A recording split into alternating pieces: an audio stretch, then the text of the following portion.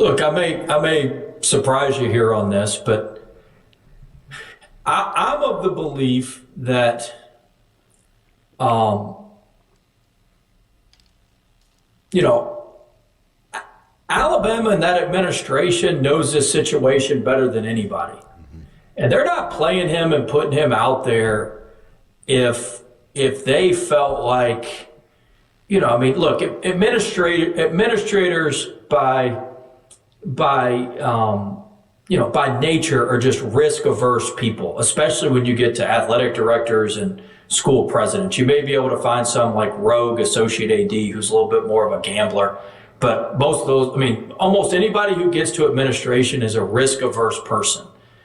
And so for them to stick their neck out here like that, I think there's a lot of stuff, that maybe's, not public or not out there, or that they feel that, they feel very comfortable with the situation. And so, I mean, Brandon Miller's a phenomenal talent. He's a phenomenal player. He hadn't had any, no other known issues. It's not like this is a trend. And like I said, they probably have a lot more of the information than we have, the general public. And you've got to trust that the information that they have is sufficient and meets their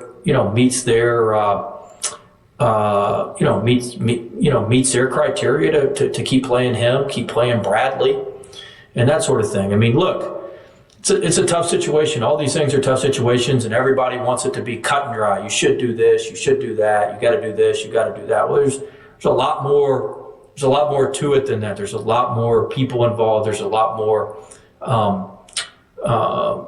parts to the situation. And so, you've got to trust that Alabama's done their due diligence, and they certainly feel comfortable, and that's why they're playing him. But on a separate but related note, I mean, for him with everything going on around, for him to come out and have 41 at South Carolina that next game, that says, for him to be able to lock in and focus like that. I thought some of his teammates were more affected by it than he was, just watching that South Carolina game.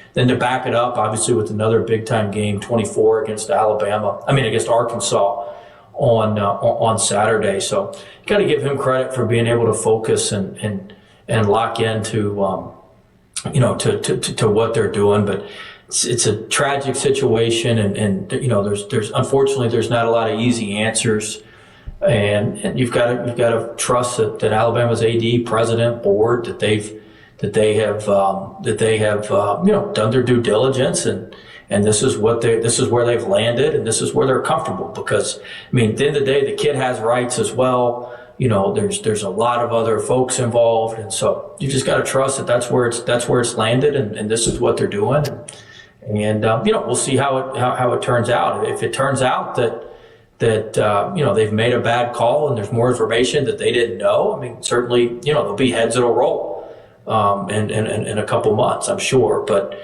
for now, obviously the university's comfortable, the athletic director's comfortable, the basketball program's comfortable, and so they're going to play him and Bradley and play the season out and see how it goes. They've certainly taken our place as the villain of the SEC. They have stepped in and they've grabbed the hat off the rack for sure. They had some big shoes to fill, but I think they've more than